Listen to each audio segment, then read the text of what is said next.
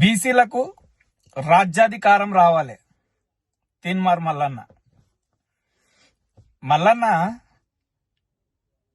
నీవు కూడా నరేంద్ర మోడీ లాగా ఏకే వర్తక వ్యాపారాలు చేసుకున్నటువంటి కులంలో పుట్టినటువంటి నరేంద్ర మోడీ తాను ముఖ్యమంత్రి అయిన తర్వాత తన కులాన్ని తీసుకుని వచ్చి బీసీలలో కలిపి నేను బీసీని అని దేశం మొత్తం డబ్బగొట్టుకున్నట్టు నువ్వు చేయకు.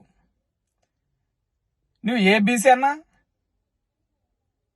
కళ్ళు గీకే గౌడన్నవా, క్షౌరం చేసే మంగళన్నవా, కుండలు చేసే కమ్మరన్నవా, చేపలు పట్టే ముదిరాజు అన్నవా, గొల్లు కాసే గొల్లన్నవా? నీది ఏ కులం అన్నా నువ్వు జర చెప్పు. నువ్వెట్లా బీసీ అవుతావు అన్నా?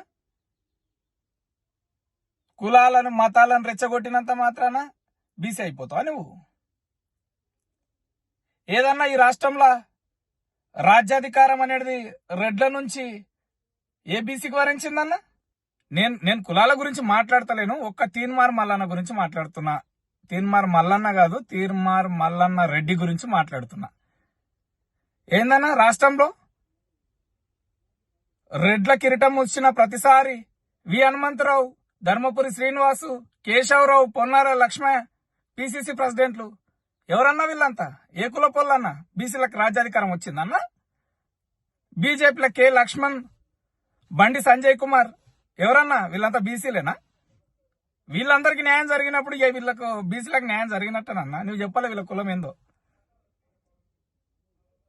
ఒకటే ఒక మాట చెప్తా, నేను ఏ కులాన్ని గాని విమర్శిస్తలేదు.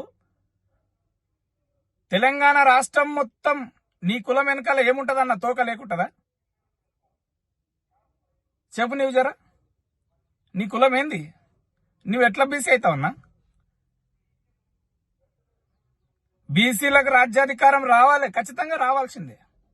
మేము కూడా చెప్తున్నాం, అందరు చెప్పాల్సిందే. కానీ రెడ్ లోట్లేదు, ఇది ప్రజాస్వామ్య దేశం అన్నా. నీవెవడో డిసైడ్ చేయడానికి రెడ్లకు బీసీ లోట్లేదన్నా? ఇన్ని రోజులు బీసీలకు ఏ కులప లోట్లేద్దా?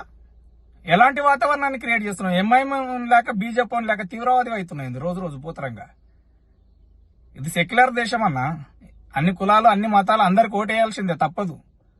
నీకు రెడ్లు పడనంత మాత్రాన్ని నీ కుల జబ్బు, నీ జబ్బుని తీసుకొని వచ్చి కులం మీద రుద్దితే ఎట్లన్నా? మా బీసీలు మంచోళ్ళు, నువ్వు అట్లా ప్రవర్తించొద్దు. అసలు నువ్వు బీసీ అని నిర్ధారణ చేసుకో ముందు. ఇక్కడ అధికార బదలాయింపు అనేది రెడ్ల కిరీటం మూసిన ప్రతిసారి నేను ఆ మాట మాట్లాడనులే గాని, ఎవరికి చేరిందో ఈ పిసిసి ప్రెసిడెంట్లే చెప్తారు. రేపు జరగబోయేది కూడా అంతే. కులవృత్తి చేసే మా బీసీ అన్నకు రాజ్యాధికారం రావాలని మేము కోరుకుంటున్నా.